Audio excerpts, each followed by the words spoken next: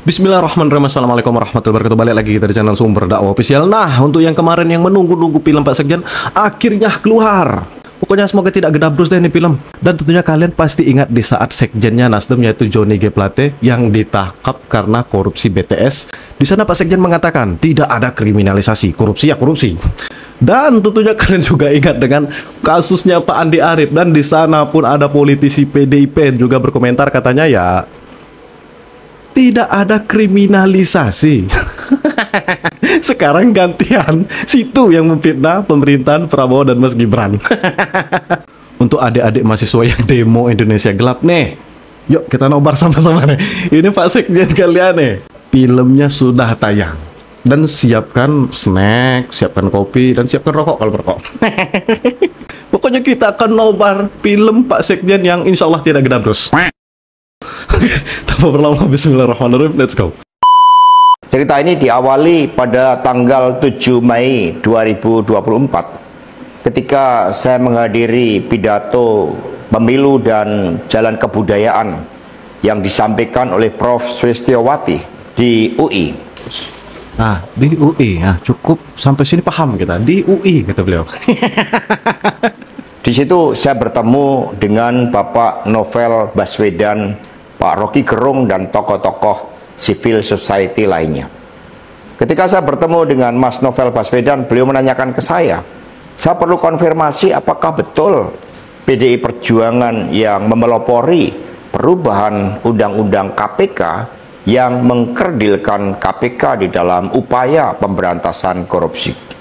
Saya katakan dengan tegas kepada Mas Novel Baswedan saat itu, inilah kalau ada hal-hal yang buruk oleh Presiden Jokowi selalu dilimpahkan kepada PD Perjuangan dan juga Ibu Megawati Soekarno Putri. Tetapi ketika kayaknya Pak Sekjen ini lupa deh. Di Senayan kan kader-kader dari fraksi mereka yang menguasai DPR. Jelas mereka yang merancang undang-undang, aduh. ada hal-hal yang positif selalu diambil oleh Presiden Jokowi tanpa menyisakan benefit bagi kepentingan PDI Perjuangan. Mengapa saya katakan seperti itu? Revisi Undang-Undang KPK termasuk kabar buruk yang disampaikan bahwa itu adalah ulah PDI Perjuangan. Sebagai Sekretaris Jenderal DPD Perjuangan, saya sampaikan kepada Mas Novel bahwa saya adalah sekjen yang sangat getol menjabarkan perintah Ibu Megawati Soekarno Putri bagaimana PDI Perjuangan memerangi korupsi. Karena itulah tuduhan bahwa revisi Undang-Undang KPK diarsiteki oleh PDI Perjuangan itu sangat salah. Saya ingat ketika saya bertemu dengan Presiden Jokowi di Istana Merdeka menjelang Mas Gibran dan Mas Bobi mau mencalon. Kita minum kopi dulu. Kita masih nunggu nih. Awas nih kalau gedabrus nih video. Kan sebagai wali kota Solo dan wali kota Medan. Saya mengatakan kepada Pak Presiden Jokowi sekaligus untuk menguji keseriusan beliau di dalam mencalonkan anak dan menantunya. Pak Presiden, apakah betul Bapak mau mencalonkan Mas Gibran dan Mas Bobi sebagai wali kota? Loh, kenapa Pak Sekjen? Karena ketika Mas Gibran dan Mas Bobi sebagai wali kota, maka otomatis dia menjadi pejabat negara. Dan ini akan sangat rawan terhadap berbagai bentuk gratifikasi, suap, dan berbagai tindakan korupsi lainnya. Presiden Jokowi sempat termenung saat itu. Dan kemudian dari situlah saya merasakan bahwa pertanyaan saya ini sangat mengusik perhatian dari Ya Allah, ini kita masih nunggu Pak Sekjen. Jangan khotbah, ini khotbah nih Pak Sekjen. beliau, karena saya tegaskan bahwa ketika Mas Gibran dan Mas Bobi menjadi wali kota, maka dengan mudah akan terkena operasi tangkap tangan dari KPK dan juga aparat penegak hukum yang lain. Maksud saya bertanya kepada Presiden Jokowi adalah untuk mengingatkan bahwa beliau sudah presiden. Buat apa kemudian anak-anaknya harus menjadi wali kota, dan itu mengandung suatu risiko-risiko politik, mengingat presiden juga berhadapan dengan begitu banyak pihak-pihak yang selalu mencoba berhadapan dengan Bapak Presiden. Tetapi beberapa saat kemudian saya menerima salah seorang menteri, dan beliau mengatakan kepada saya bahwa sudah mendapatkan arahan dari Presiden Jokowi untuk melakukan revisi Undang-Undang KPK. Saat itu dijelaskan berbagai pasal-pasal penting, misalnya bahwa Betul sih kalau kata Bung Kodari, ini orang produsen hoax terbesar sih. Parah, parah, parah, aduh. pimpinan KPK tidak otomatis bertindak sebagai penyidik. Kemudian ada beberapa pasal-pasal yang tidak memungkinkan bagi penyidik independen untuk bergabung ke KPK. Berbagai revisi-revisi itu, karena ini adalah perintah dari Presiden, maka ya saya sarankan untuk bertemu dengan seluruh jajaran fraksi di DPR RI dan coba menggalang atas perintah dari Presiden. Nah, saat itu Pak Menteri yang menjadi kepercayaan dari Pak Jokowi ini menyampaikan bahwa kira-kira akan diperlukan dana sebesar 3 juta US dollar untuk menggolkan revisi undang-undang KPK. Dan mengapa berjalan mulus? Karena Presiden Jokowi punya kepentingan untuk melindungi Mas Gibran dan Mas Bobi. Maka sejarah mencatat bahwa revisi undang-undang KPK ini dilakukan. Sejarah pun mencatat Bapak Gedabros.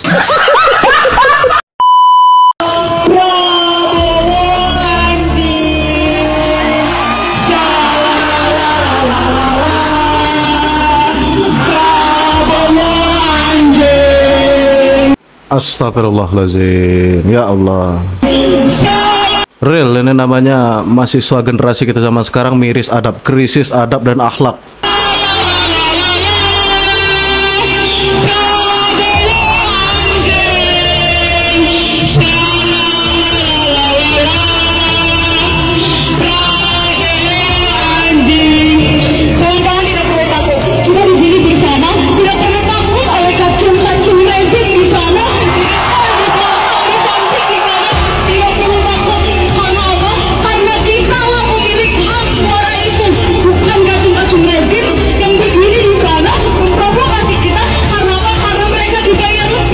Cucunya Tarbiyah nih, yakin saya ini pasti cucunya Ibu Tarwiyah.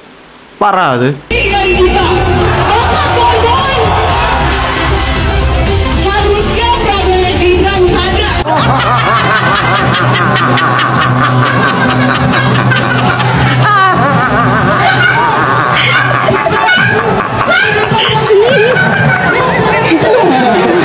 Saya pun juga terganggu kalau ada mahasiswa yang demo. Jelaslah warga terganggu. Aduh. Tolong!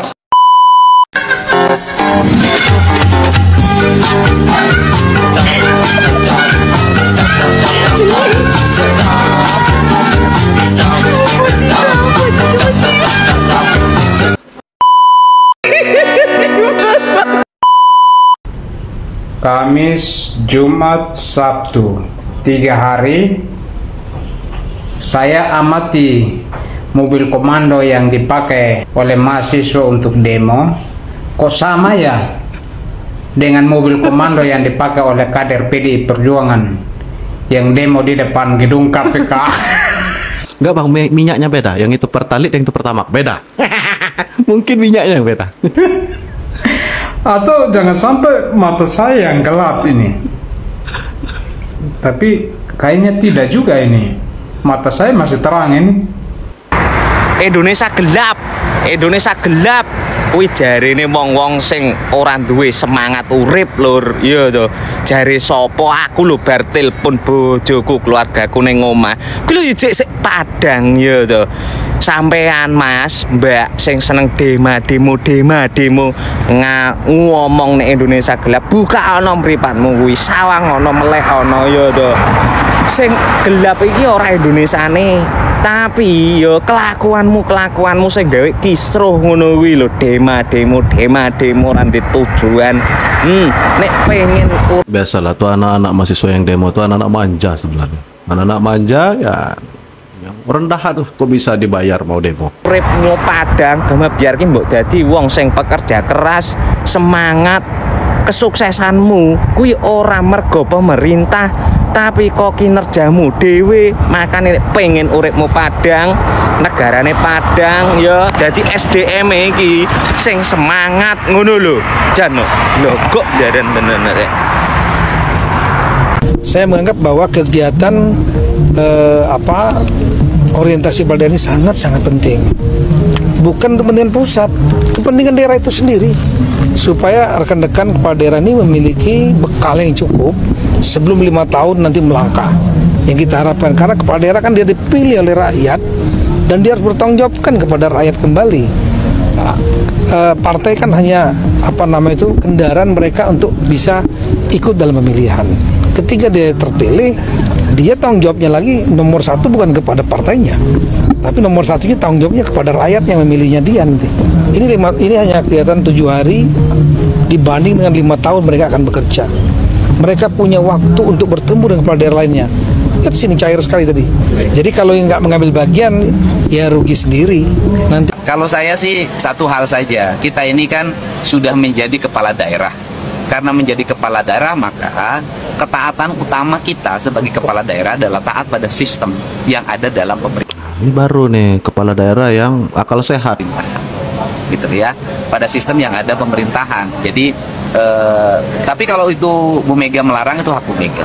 Tapi yang jelas kalau orang sudah menjadi kepala daerah, maka dia harus tunduk dan patuh apa yang menjadi keputusan pemerintah, baik pusat sampai daerah.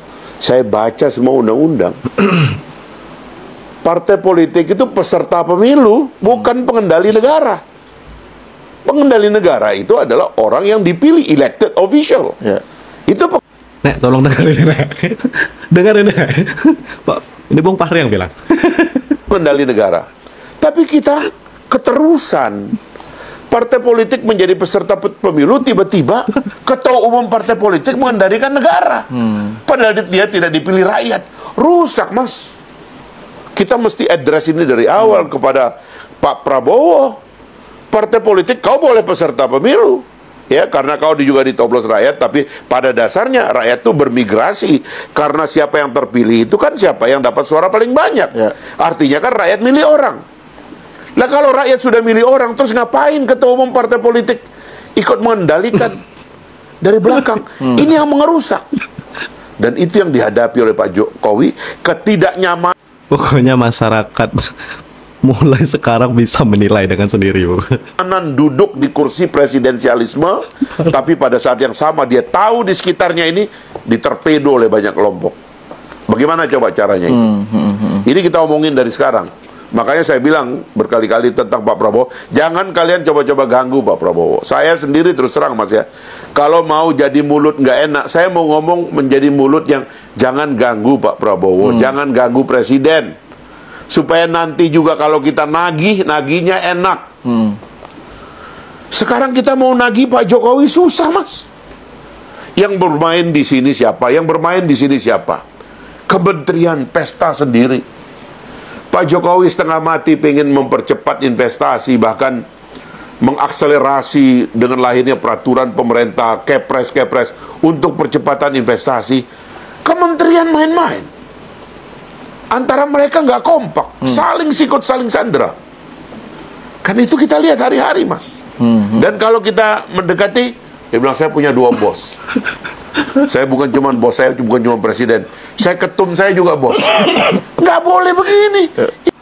Pokoknya masyarakat Indonesia harus cerdas lah pokoknya. Ini subversi, Mas. Nggak boleh ada lagi. Nah ini yang begini-begini saya baca sebagai persoalan sistem. Teman-teman kita nggak baca ini sebagai persoalan sistem. Kita harus mendorong sebagai masyarakat sipil, mendorong pemurnian daripada sistem kita. Itu semuanya hilang dengan sendirinya. Bagi mereka yang ingin mengabdi kepada negara bangsa dan rakyat, tidak ada tempat di hatinya untuk perasaan pribadi. Jadi untuk sakit-sakit, untuk dendam, untuk benci, karena rakyat butuh kepemimpinan yang sejuk, yang baik, bahkan yang terbaik.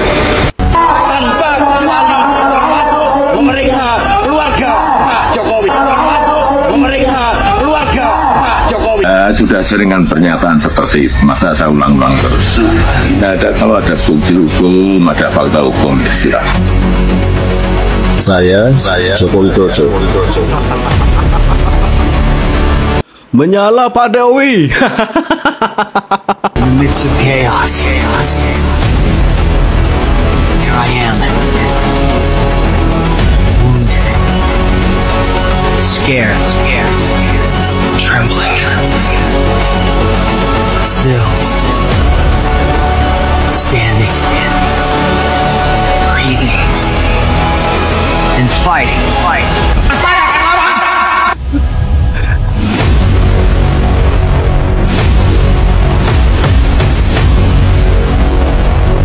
Dah, pick film dari Pak Sekjen Gedabrus. Real namanya Omon-Omon, dan betul kalau kata Mr. Q, ya Pak Sekjen adalah produsen hoax terbesar. Omon-Omon. Aduh ya Allah. Tadi saya kira tadi ya bukti yang beliau lampirkan. Ada bukti, ternyata hanya omon-omon, narasi. Astagfirullahaladzim. Dan untuk adik-adik yang terus demo Indonesia gelap, dah cukup, tobat. Dan yang itu tadi, yang adik-adik itu tadi, yang perempuan itu tadi, waduh parah. Itu tolong diselidiki, itu adik itu, jangan-jangan itu betul itu cucunya Ibu Taruya. Astagfirullahaladzim. Pokoknya demokrasi kita sekarang udah kebablasan lah menurut saya. Anak kecil sudah tidak tahu lagi menghargai cara pemimpin, sampai mengatakan seorang pemimpin, ya itu secara tidak langsung Anda merendahkan orang-orang yang memilih Pak Prabowo dan Mas Gibran. Jadi catat tuh. Dan untuk adik-adik yang masih demo, sudahlah cukup. Yang masih menyalahkan Pak Prabowo dan Mas Gibran cukup. Terus gali potensi Anda, kembangkan potensi Anda. Jadi jangan sekedar menyalahkan pemerintah, dikit-dikit pemerintah. Katanya kemarin kan anti bansos, anti tergantung dengan pemerintah. Tapi kok sekarang malah koar-koar demo mulu. Jadi sebenarnya yang kaum bansos ini siapa sih sebenarnya? Ini kalian atau kami? Harusnya kalian membantu pemerintah dengan menciptakan lapangan pekerjaan, bukan menjadi mental babu yang ingin kerja di kantoran hanya sekedar menjadi karyawannya. Sekarang sudah kelihatan siapa sebenarnya yang mental bansos. Dah pokoknya pick real. Pokoknya ya kalau masalah retreat ya itu dah pokoknya jelas, clear pokoknya. Pemerintah daerah itu adalah perpanjangan tangan dari pemerintah pusat. Jadi tidak ada ceritanya jika pemerintah daerah dan pemerintah pusat itu tidak satu sinergi. Jadi sangat lucu. Jadi yang akan terkena imbas itu warga yang sudah memilih beliau. Dah pokoknya ya untuk warga yang sudah memilih dari kader-kader yang itu ya jadikan pembelajaran. Tentunya negarawan sejati tidak memikirkan perasaan, tidak memikirkan ego, tidak baperan. Harus rela berkorban demi bangsa dan negara, bukan kepentingan golongan. Dah saya akhiri, salam cerdas, salam waras, NKRI harga mati. Tetap jaga persatuan Indonesia, tentunya selalu support pemerintahan Pak Prabowo dan Mas Gibran. Wabillahi taufiq wal hidayah. Wassalamualaikum warahmatullahi wabarakatuh.